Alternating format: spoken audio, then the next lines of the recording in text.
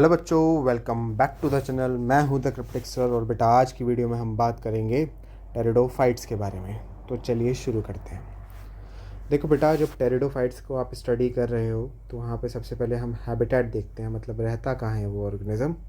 तो उसमें बेटा ये कहाँ पाए जाते हैं, तो ठंडी जगह पे थोड़ी मॉइस्ट होनी चाहिए और शेडी एरियाज़ में देखने को मिलेंगे। कुछ ऐसे टेरिडोफाइट्स होते हैं जो सैंडी सॉइल, रेतीली सॉइल में देखने को मिल सकते हैं। ठीक है। अब बेटा जो प्लांट थे वो ब्रायोफाइट तो पहले प्लांट्स थे जो ज़मीन पे आ चुके थे, टेरेस्ट्रियल प्लांट्स थे, है ना। लेकिन टेरिडोफाइट्स ऐसे पहले टेरेस्ट्रियल प्लांट्स बने जहाँ वेस्कुलर टिश्यूज मिली। So they were the first terrestrial vascular plants. तो इनमें वेस्कुलर टिश्यूज पहली बार देखने को मिला। तो यहाँ पे बोल सकते हो दैट वेस्कुलर टिश्यूज जो है वो यहाँ पे प्रेजेंट थी।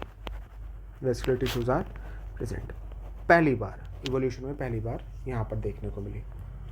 उसके बाद बॉडी की अगर बात करी जाए तो बेटा बॉडी मल्टीसेलर ही होती है और मेन प्लांट बॉडी कैसी है बेटा, स्पोरोफिटिक है। बॉडी डिफ्रेंशिएटेड हुई पहली बार, यहाँ पर बॉडी डिफ्रेंशिएटेड देखने को मिल रही है। पहली बार आपको रूट दिखेगा, स्टेम दिखेगा और लीफ दिखेगा। ठीक है। इससे पहले ना तो बॉडी डिफ्रेंशिएटेड थी, ना तो बॉडी में वेस्कुलर टिश्यू प्रेजेंट था और ना ही मेन प्लांट बॉडी स्पोरोफाइट थी। पहली बार बॉडी डिफ्रेंशिएटेड हुई है, पहली बार स्पोरोफाइट आया है मेन प्लांट बॉडी की तरह और पहली बार ही वेस्कुलर टिश्यूज डेवलप हुए हैं। ठीक है। अब बॉडी अगर डिफ्रेंशिएटेड है रूट, स्टेम और लीफ में, तो हमें देखना पड़ेगा ना कि रूट कैसी है, स्टेम कैसा है और लीफ कैसी है। तो अगर सबसे पहले रूट देखें तो बेटा यहाँ रूट सारी की सारी एडवेंटिशियस होती हैं। एडवेंटिशियस रूट कौन सी है? ऐसी रूट जो रेडिकल के अलावा किसी और जगह से निकली हो, उसको आप एडवेंटिशियस रूट बोल देते हो। टेरिडोफाइट्स में अगर स्टेम की बात करें तो बेटा स्टेम या तो एरियल होगा या अंडरग्राउंड होगा, मतलब या तो ज़मीन के बाहर होगा या फिर ज़मीन के थोड़ा सा अंदर होगा। और अंडरग्राउंड जो स्टेम होती है उसको आप नाम देते हो बेटा राइजोम। क्या नाम देते हो? राइजोम नाम दिया जाता है। ठीक है। उसके बाद बारी आती है लीफ की। लीफ बेटा या तो सिंपल होगी या फिर कंपाउंड लीफ प्रेजेंट होगी, या तो सिंपल या फिर कंपाउंड लीफ।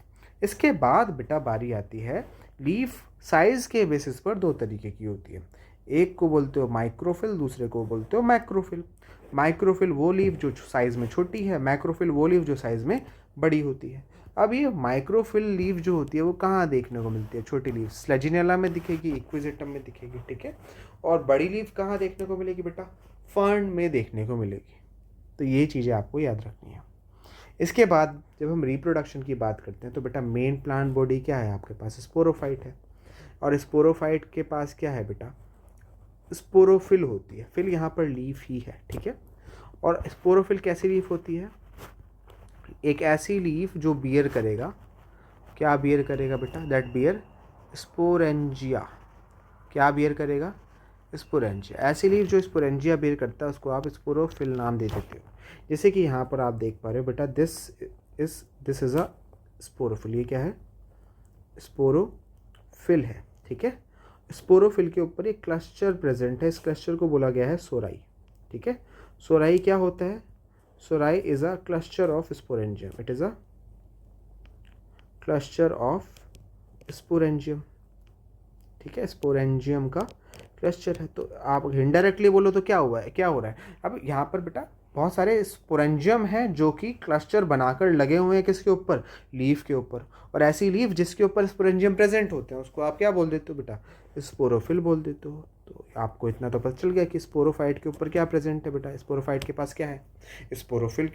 और स्पोरोफिल क्या बियर करता है, क्या रखता है अपने पास बेटा? Sporophyll bears sporangium. ठीक है। स्पोरोफिल के ऊपर क्या लगा होता है? स्पोरेंजियम लगा होता है।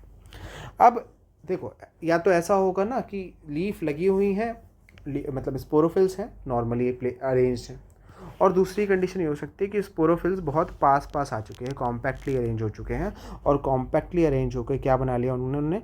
कोन या स्ट्रोबिलाई बना लिया है, जो कि आपको इस वाले डायग्राम में दिख रहा होगा या फिर इस वाले डायग्राम में दिख रहा होगा। ये जो कोन है इसमें बहुत सारे स्पोरोफिल्स बहुत पास पास, बहुत नज़दीक नज़दीक आ रखे हैं। इसकी वजह से एक कौन जैसा अपीयरेंस देखने को मिल रहा है। ठीक है। तो चाहे बेटा स्पोरोफिल अकेला हो या स्पोरोफिल कॉम्पैक्ट अरेंज होके स्ट्रोबिलाई बना रहा हो, स्पोरोफिल तो स्पोरोफिल ही रहेगा। और स्पोरोफिल में हमेशा क्या प्रेजेंट होगा बेटा? स्पोरेंजियम। और इस स्पोरेंजियम में क्या होता है? This sporangium contains what? This sporangium contains the spore mother cell. क्या होगी बेटा? स्पोर मदर सेल होगी। अब बेटा स्पोरोफाइट की प्लोइडी अगर पूछी जाए तो स्पोरोफाइट कैसा होता है, डिप्लॉइड होता है। तो स्पोरोफिल भी कैसा होगा, डिप्लॉइड होगा। और स्पोरोफिल में स्पोरेंजियम कैसा होगा, डिप्लॉइड। स्पोरेंजियम में ही स्पोर मदर सेल है मतलब डिप्लॉइड। और इस स्पोर मदर सेल में कौन सा डिवीजन होना है बेटा, इस स्पोर मदर सेल में डिवीजन होना है मियोसिस। और मियोसिस होकर जो स्ट्रक्चर बन रहा है उसको आप नाम दे रहे हो स्पोर। तो ये कैसा होना चाहिए बेटा, it should be a haploid structure. तो अभी हैप्लॉइड स्पोर बन चुका है, ठीक है। दोबारा से रिपीट करता हूँ, हमने क्या बोला कि जो मेन प्लांट बॉडी है, जो मेन प्लांट बॉडी है वो कौन है, sporophyte. This is the main plant body is sporophyte, ठीक है। और इस मेन प्लांट बॉडी के पास जो है स्पोरोफिल है, वो स्पोरोफिल या तो अकेले प्रेजेंट होगा या कॉम्पैक्टली अरेंज होकर कौन बना लेगा। उस स्पोरोफिल में स्पोरेंजियम होगा, स्पोरेंजियम में स्पोर मदर सेल होगी, स्पोर मदर सेल मियोसिस करेगी और स्पोर मदर सेल मियोसिस करके क्या बनाएगी, स्पोर्स बनाएगी, ठीक है। और स्पोर फिर आगे जर्मिनेट होके क्या बनाएगा वो अभी हम देखते हैं। बट उससे पहले टेरिडोफाइट्स दो तरीके के होते हैं, किस बेसिस पर, सिंपल सा क्राइटेरिया है कि वो कितने तरीके के स्पोर्स बना पा रहा है, ठीक है। अगर सेम तरीके के स्पोर्स बन रहे हैं उसमें सारे के सारे एक ही तरीके के बन रहे हैं, तो ऐसे टेरिडोफाइट्स को आप नाम देते हो बेटा होमोस्पोरस टेरिडोफाइट्स, ठीक है, सेम तरीके के स्पोर्स बनाने वाले। लेकिन अगर दो डिफरेंट तरीके के स्पोर्स बन रहे हैं तो आप उसको नाम देते हो हेट्रोस्पोरस टेरिडोफाइट्स। क्या नाम देते हो, हेट्रोस्पोरस टेरिडोफाइट्स। अब होमोस्पोरस टेरिडोफाइट्स में ये क्या बना है बेटा, दिस इज अ स्पोर, ये तो बना तो स्पोर ही है, स्पोर्स ही हैं, लेकिन सारे एक जैसे दिखने में। दूसरी तरफ हेट्रोस्पोरस टेरिडोफाइट्स में दो तरीके के स्पोर बने, एक छोटे साइज वाले जिसको आपने बोला माइक्रोस्पोर, दूसरे बड़े साइज वाले जिसको आपने बोला बेटा मेगा स्पोर। और माइक्रोस्पोर जो होते हैं उनको आप मेल स्पोर बोलते हो और मेगा स्पोर्स को आप बोलते हो बेटा फीमेल स्पोर, ठीक है। तो स्पोर्स समझ में आ गए। अब आगे बढ़ते हैं। अभी जो स्पोर्स हैं ये क्या करेंगे, जर्मिनेट करेंगे। होमोस्पोरस की केस में देख रहे हैं, ये स्पोर्स जो होंगे जर्मिनेट करेगा और जर्मिनेट करके क्या बनाएगा बेटा, प्रोथैलस। और प्रोथैलस क्या है, prothallus is a gametophyte, prothallus is a gametophyte. तो स्पोर्स जर्मिनेट करके गैमेटोफाइट ही तो बनाता है, और होमोस्पोरस स्पीशीज के केस में इस गैमेटोफाइट को प्रोथैलस बोल दिया। अब अगर ये जो डायग्राम है बेटा, ये जो फोटो लगा रखी है ये प्रोथैलस की ही है, ये पूरी फोटो किसकी लगा रखी है, प्रोथैलस की। अब प्रोथैलस के अगर फीचर्स देखें तो बेटा मल्टी सेलुलर स्ट्रक्चर है, ग्रीन होता है, फोटोसिंथेसिस कर सकता है, फ्री लिविंग होता है इसलिए आप बोलोगे इंडिपेंडेंट है, छोटा सा होता है, आसानी से नहीं दिखता है इसलिए इनकॉन्स्पिक्यूअस बोलोगे, शॉर्ट लिव्ड है मतलब बहुत छोटे समय के लिए रहता है, थोड़े समय के लिए रहता है, मोनोशियस है मतलब ये एंथ्रीडिया और आर्किगोनिया दोनों को अपने पास रखता है, ठीक है।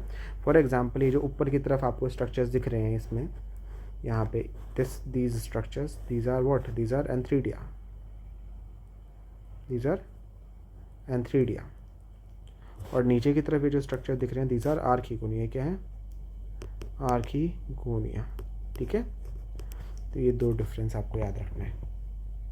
इसके अलावा तो यहाँ पर आपको क्या पता लगा कि जो होमोस्पोरस स्पीशीज़ हैं वो सेम तरीके के स्पोर्स बनाएंगी, वो स्पोर्स जर्मिनेट करेगा, गैमेटोफाइट बनाएगा, गैमेटोफाइट का नाम होगा थैलस और प्रोथैलस, और प्रोथैलस एक multi cellular green photosynthetic free living independent small inconspicuous short lived monoecious structure है, ठीक है।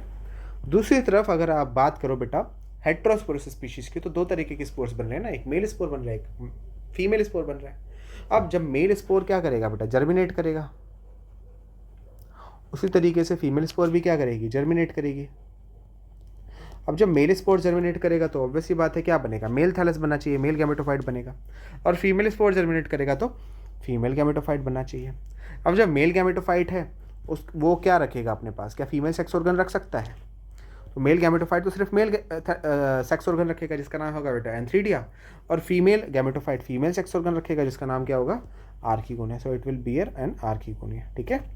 यहाँ पे थोड़ा सा डिफरेंस है एंथ्रीडिया और आर्किगोनिया, आर्किगोनिया तो ब्रायोफाइट्स जैसा ही है, वहाँ पे भी फ्लास्ट शेप था, यहाँ पे भी फ्लास्ट शेप है, लेकिन जो एंथ्रीडिया है यहाँ पर कैसा हो जाता है बेटा, स्फेरिकल। कैसा है, स्फेरिकल। वहाँ पे भी एंथ्रीडिया बेटा एंथ्रोजोइड्स बनाता था, यहाँ पर भी एंथ्रीडिया एंथ्रोजोइड्स बनाएगा, ऐसा कोई डिफरेंस नहीं है दोनों के फंक्शन में, बस शेप थोड़ी सी डिफरेंट है, ठीक है। तो ये तो टेरिडोफाइट्स के टाइप हो गए बेस्ड ऑन कि किस तरीके के स्पोर्स वो बना पा रहा है, ठीक है। अब अगर हम आगे बढ़े तो कुछ होमोस्पोरस स्पीशीज़ के नाम और कुछ हेट्रोस्पोरस स्पीशीज़ के नाम आपको याद रखने हैं। होमोस्पोरस में कौन कौन आ जाएगा बेटा, होमोस्पोरस में साइलोटम, लाइकोपोडियम, इक्विजिटम, टेरेस, आइडियंटम, इसके अलावा और भी होते हैं बेटा, ड्रायोप्टेरिस एटसेट्रा।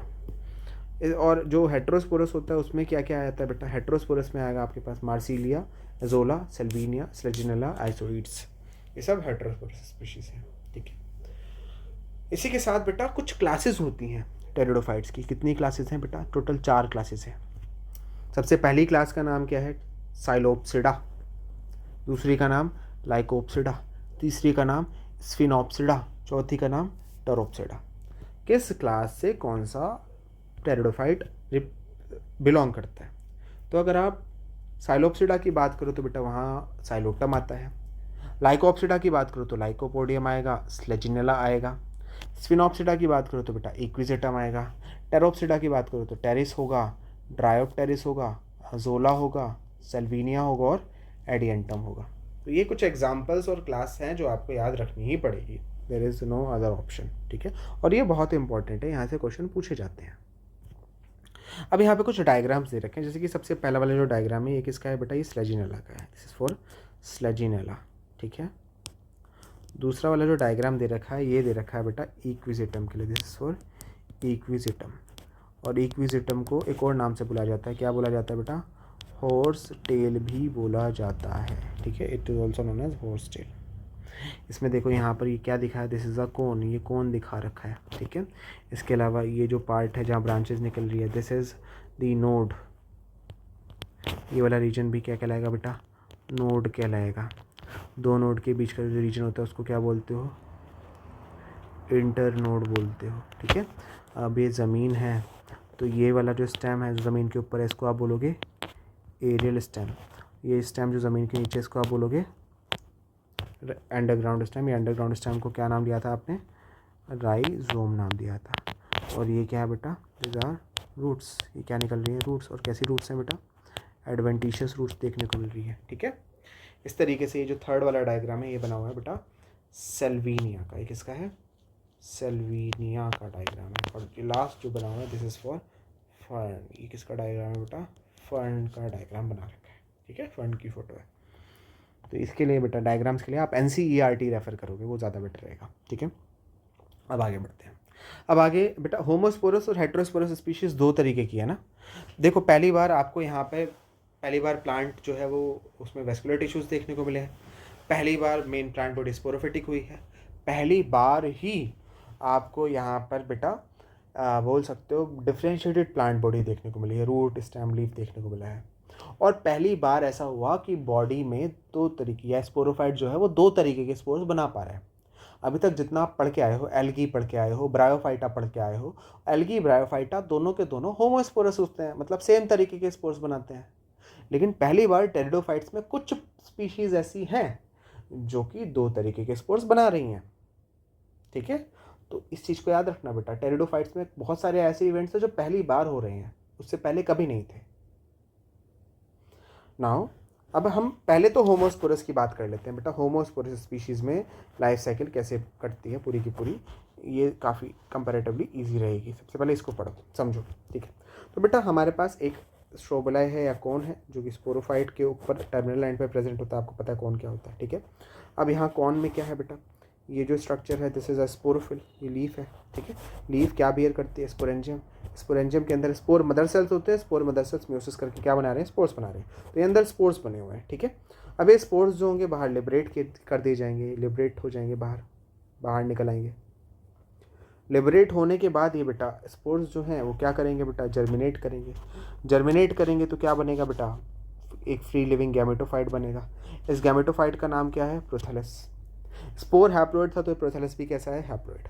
ठीक है, अब प्रोथेलस पे आर्किगोनिया भी है और क्या है बेटा, एंथ्रीडिया, दोनों सेम थैलस पे प्रेजेंट है। तो एक तरफ आर्किगोनिया बाहर निकाल लिया जिसके अंदर क्या है बेटा, एग है। दूसरी तरफ एंथ्रीडिया बाहर निकाल लिया, दिस इज एंथ्रीडिया। एंथ्रीडिया बाहर निकाल लिया, ये क्या रिलीज करेगा बेटा, it will release antherozoids in water.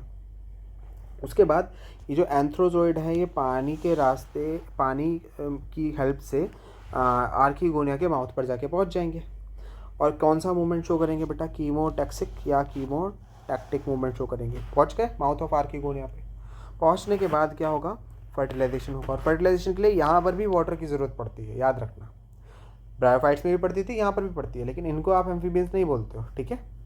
अब फर्टिलाइजेशन के बाद क्या बना, जाइगोट बना, जाइगोट से क्या बना बेटा, एम्ब्रियो बना, और एम्ब्रियो से फिर क्या बना, वापस से स्पोरोफाइट बन गया। तो इस तरीके से पूरी लाइफ साइकिल चलती रहती है, ठीक है।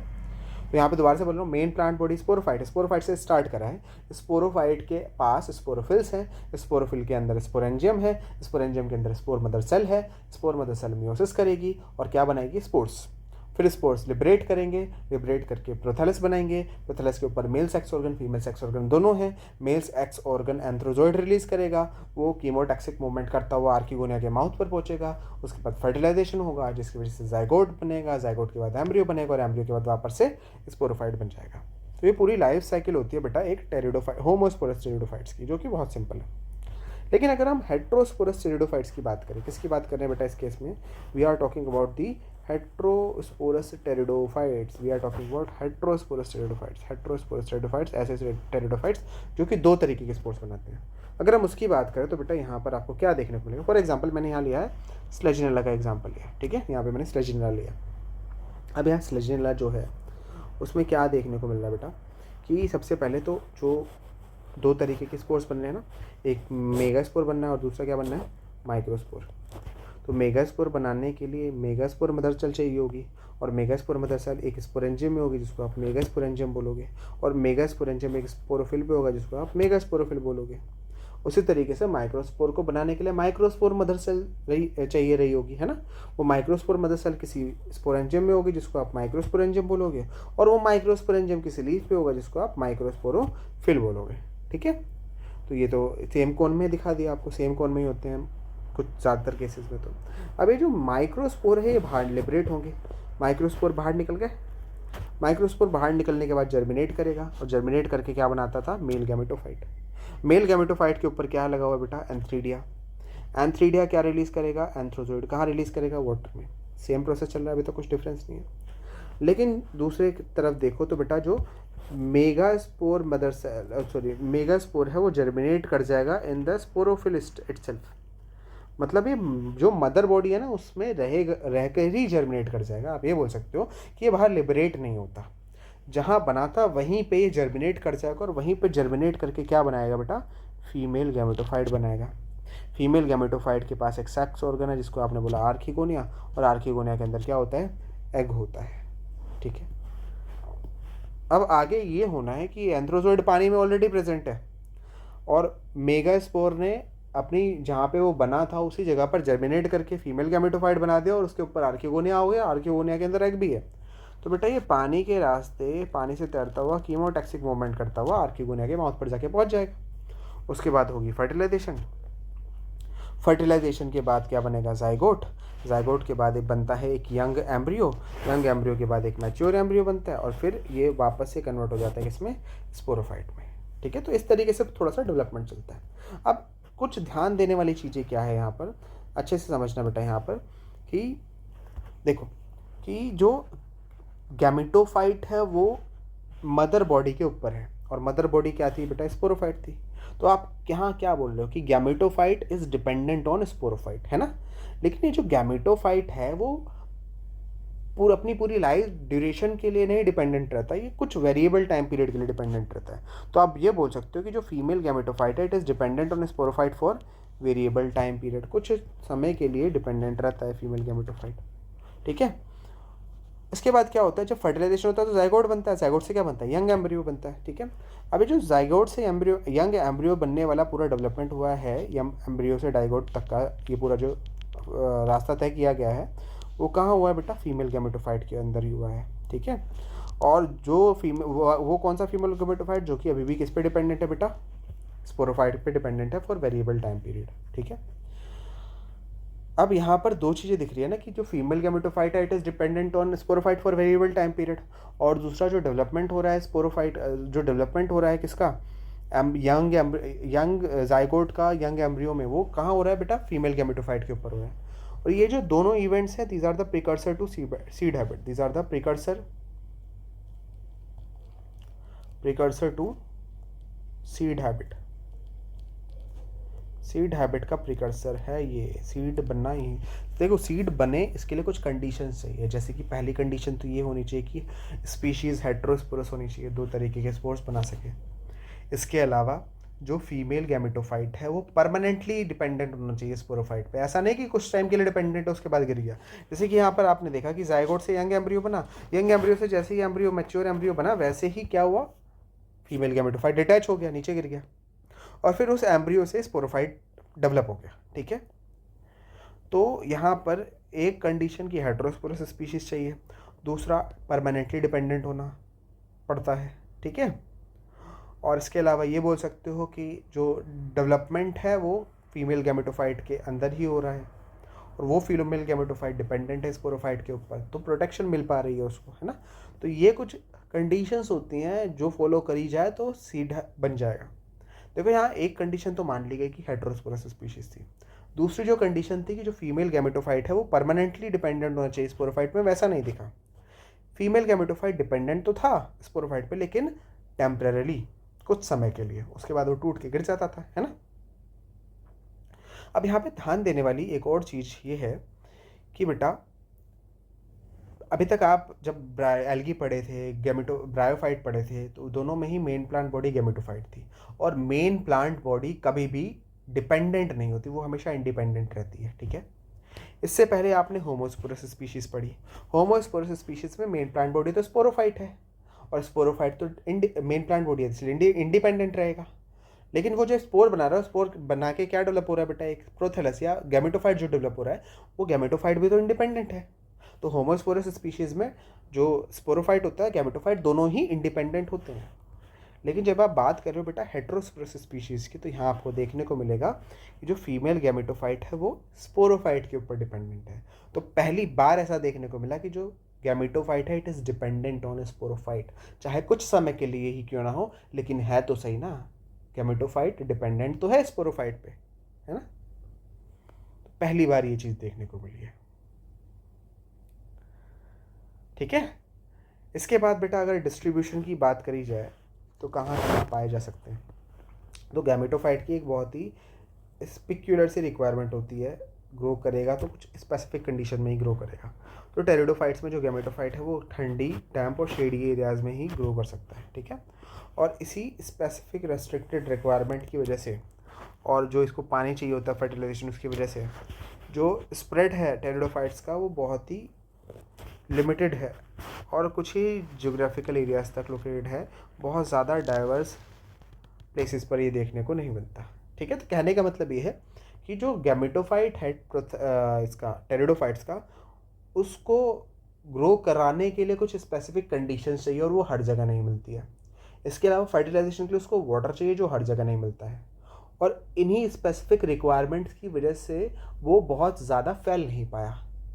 ठीक है, फैल नहीं पाया तो उसका जो जोग्राफिकल डिस्ट्रीब्यूशन हो गया वो बहुत ही नैरो हो गया है। ठीक है, तो ये बोलने की कोशिश करी गई यहाँ पर। उसके बाद बेटा बारी आती है इकोनॉमिक इम्पोर्टेंस की, फ़ायदा क्या है, इससे क्या फ़ायदा मिल सकता है। तो बेटा देखो एजोला है, एजोला बायो फर्टिलाइज़र की तरह काम कर सकता है। ठीक है, इसके अलावा मार्सिलिया है, मार्सिलिया फूड की तरह काम कर सकता है। ड्रायोप्टेरिस है, मेडिसिनल यूज़ हो सकता है ड्रायोप्टेरिस का। एक्विजिटम है, स्काउरिंग, मांजने, बर्तन वगैरह मांजने में यूज़ किया जा सकता है। फर्न है, सजावट के लिए यूज़ किया जा सकता है, ऑर्नामेंटल है। ठीक है, तो ये कुछ इकोनॉमिक इंपॉर्टेंस होते हैं, पैसा बना सकते हो आप इसको अच्छे से यूटिलाइज़ करके, सिंपल सी बात कहने की ये है। इसके बाद बेटा अगर हम लाइफ साइकिल देखें तो यहाँ पे हमने बताया जो मेन प्लांट बॉडी है वो स्पोरोफाइट है, मतलब डिप्लॉइड प्लांट बॉडी है। स्पोरोफाइट के पास स्पोरोफिल है, डिप्लॉइड है। स्पोरोफिल के पास स्पोरेंजियम है, डिप्लॉइड है। स्पोरेंजियम में स्पोर मदर सेल है, डिप्लॉइड है। अब स्पोर मदर सेल में कौन सा डिवीजन होगा बेटा, यहाँ पर होगा मियोसिस, और मियोसिस के बाद क्या बनेगा बेटा, स्पोर बनेगा। ठीक है, स्पोर हैप्लॉइड होगा। अब ये स्पोर जर्मिनेट करेगा तो क्या बनाएगा बेटा, गैमेटोफाइट बनाएगा। अब गैमेटोफाइट के पास मेल सेक्स ऑर्गन है जिसको एंथ्रीडिया बोल रहे हो, हैप्लॉइड। फीमेल सेक्स ऑर्गन जिसको आर्किगोनिया बोल रहे हो, हैप्लॉइड। N3D एंथ्रोजोइड बनाएगा जो कि हैप्लॉइड है, RQ गुना के पास एक्ट प्रेजेंट होगा जो कि हैप्लॉइड है। दोनों के बीच में फर्टिलाइजेशन होगा, दोनों के बीच में क्या होगा बेटा, फर्टिलाइजेशन। और फर्टिलाइजेशन के लिए बाद बना जो स्ट्रक्चर है उसको आपने नाम दिया, सिंगल सेल को नाम दिया है जाइगोट, जो कि डिप्लॉइड होगा। जाइगोट कन्वर्ट होगा एम्ब्रियो में और एम्ब्रियो वापस से क्या बना लेगा, स्पोरोफाइट बना लेगा। तो यहाँ पर आपको क्या देखने को मिल रहा है कि जो डिप्लॉइड जनरेशन है, ऊपर वाली डिप्लॉइड नीचे वाली हैप्लॉइड, डिप्लॉइड और हैप्लॉइड जनरेशन मोर और लेस सेम ड्यूरेशन के लिए रहती है, इसलिए इसको आप हैप्लोडिप्लॉन्टिक लाइफ साइकिल भी बोल सकते हो। ठीक है, तो अभी तक एल्गी में आपने हैप्लॉन्टिक लाइफ साइकिल देखा था, ब्रायोफाइट्स टेरिडोफाइट्स में आपने हैप्लोडिप्लॉन्टिक लाइफ साइकिल देख लिया है। ठीक है, तो बेटा आज की वीडियो के लिए बस इतना ही। आई होप आपको ये वीडियो पसंद आया होगा, आपको वीडियो समझ में आया होगा। अगर समझ में आया है और पसंद आया तो प्लीज़ इस वीडियो को लाइक करना, चैनल को सब्सक्राइब करना और अपने दोस्तों के साथ इस वीडियो को शेयर ज़रूर कर देना। ठीक है, अब मिलेंगे आपसे हमारी अगली वीडियो में, नेक्स्ट वीडियो में। तब तक के लिए बेटा आप हंसते रहिए, मुस्कुराते रहिए, पढ़ते रहिए, स्ट्रेस फ्री होके पढ़ना है। ठीक है, हम मिलेंगे आपसे नेक्स्ट वीडियो में, तब तक के लिए बाय, थैंक यू।